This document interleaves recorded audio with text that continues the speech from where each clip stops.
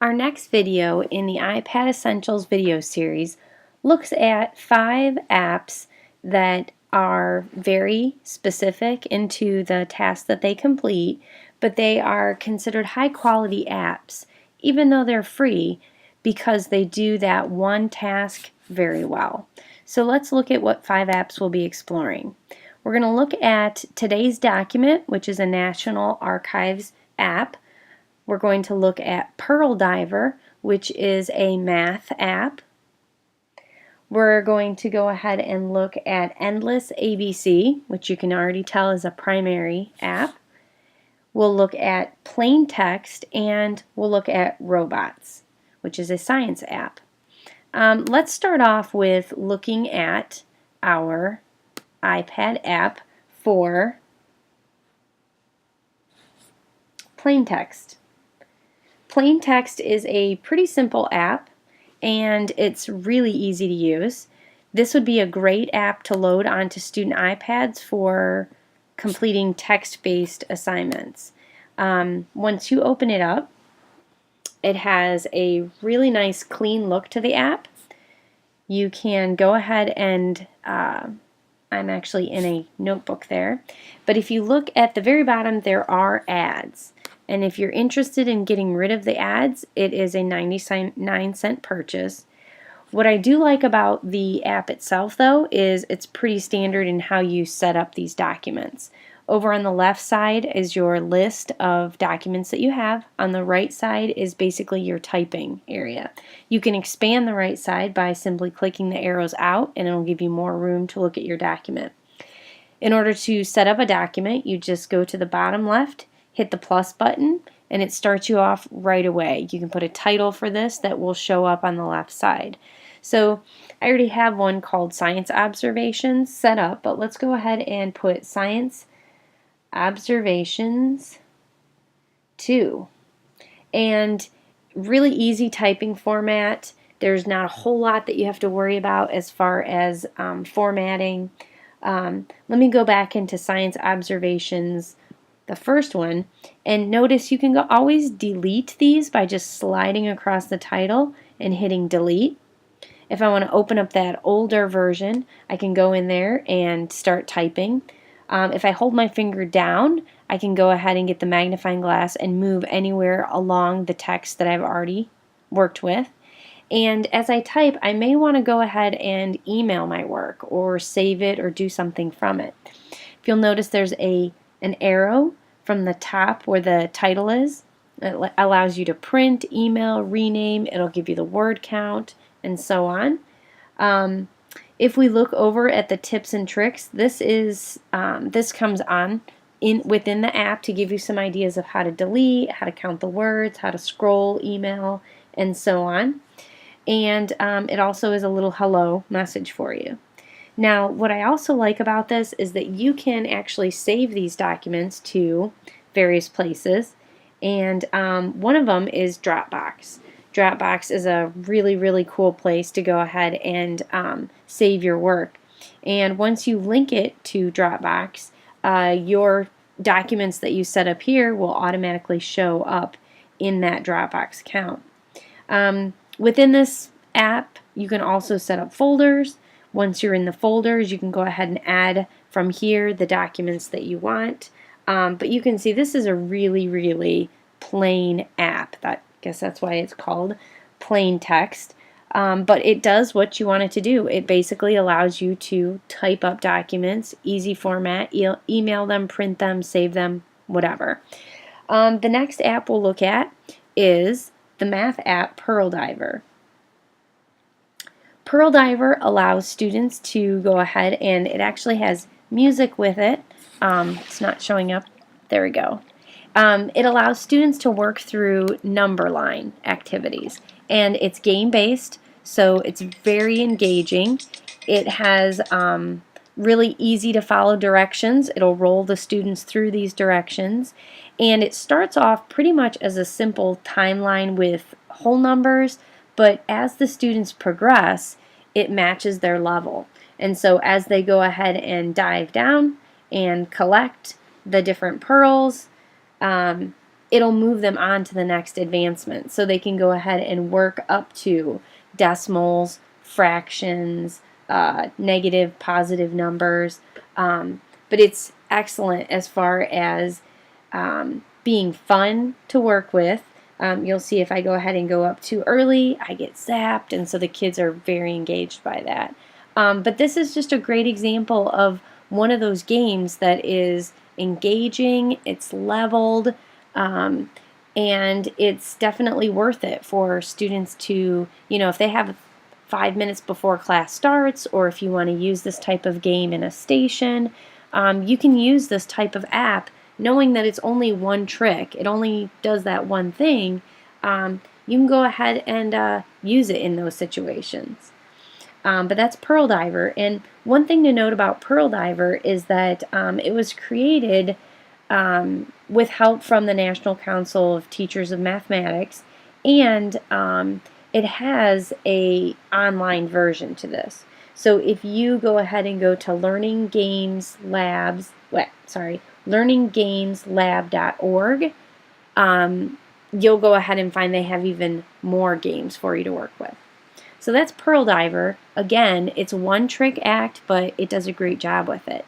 Another one trick app is Endless Alphabet, and it's fun. It has bright colors. It's obviously geared towards primary students, but what you'll find is it has a database that is continually growing, and it's looking at vocabulary content. It's looking at alphabets, and so you can go ahead and pay more to remove it, remove those ads and whatnot. But what you do is you have the alphabet up here, and with each letter, it has a word that goes with it. Once you go ahead and open it up, it goes ahead and destroys that area, and then you can go ahead and pull in the letters. C O O P A R E T. Cooperate. It also has a nice little video to accompany it for the meaning of the word.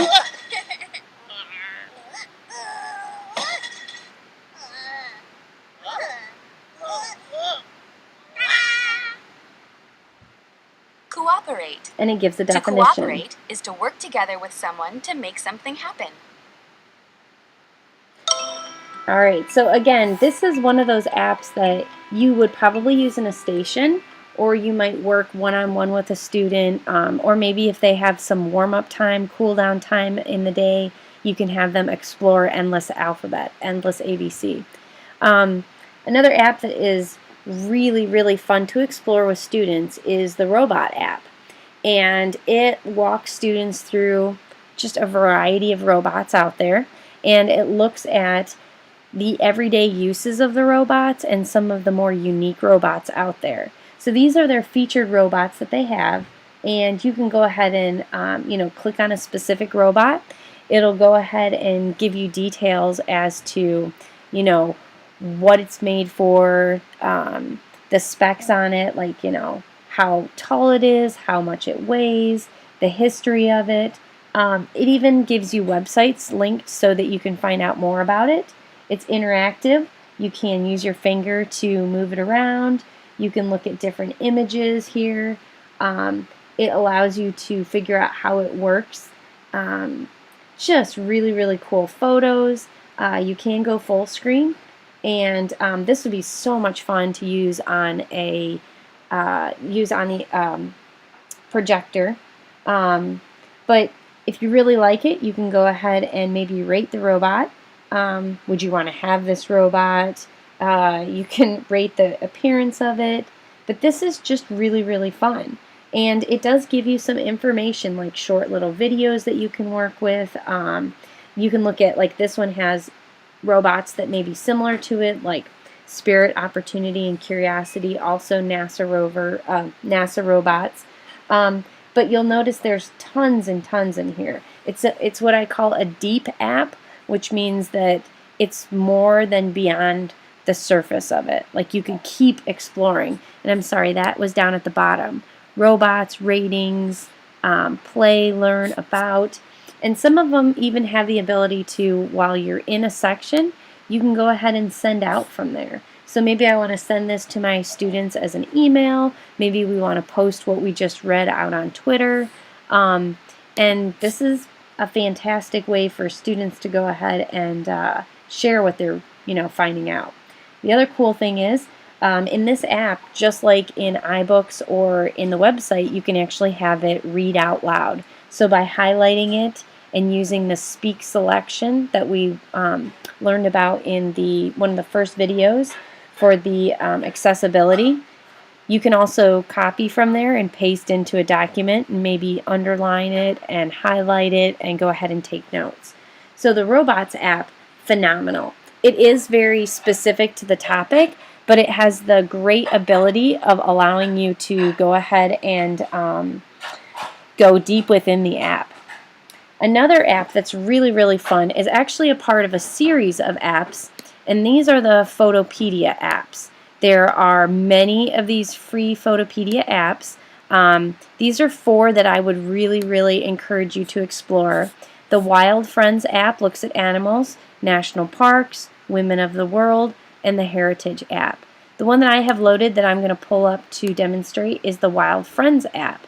And this is really cool because this takes photographers and the work that they do out in the field, and it highlights for students just some fantastic photography, but it also gives you, when you open up in the slideshow view, it gives you the ability to actually find out something about that picture. So at the bottom you can see it gives you some details on the science behind the animal. It gives you a little bit of area where you can find out more. Oops, actually that is not what I wanted to do. I wanted to go back to that. You can go ahead and look at where that picture was taken, and you can find out a little bit about the area of where that animal's from. You can go ahead back and start for yourself. That's one of your favorites. Get some more information over here about that organism. But the Photopedia apps are really, really good as far as its content, and it's beautiful content created by some phenomenal photographers out there. If I want to go ahead and again send that out, I can email it, save it as my wallpaper, and now it will go ahead and throw it into my photo album. It'll go ahead and be able to be used as wallpaper later. Just really, really cool to be able to scroll through. And the rest of the Photopedia apps are equally as amazing. You can see them listed at the bottom here where they have specific to countries, but then also, as I mentioned, they have like the 4 that I was looking at earlier with Women of the World and looking at those. Last one that I'm going to go through in this series, or in this video, is today's document by National Archives. And you'll see it starts off being portrait, moves into landscape mode, and what this app does is every day it gives you a document. It may be a photo document, it may be a written document, but this is April 21st document, and if we want some information on it, we just click the little I, and it'll tell us a little bit about it. It gives us a hyperlink to go read more about it. We can view it in the archives.gov site. If I want to share it, I can go ahead and email it and so on.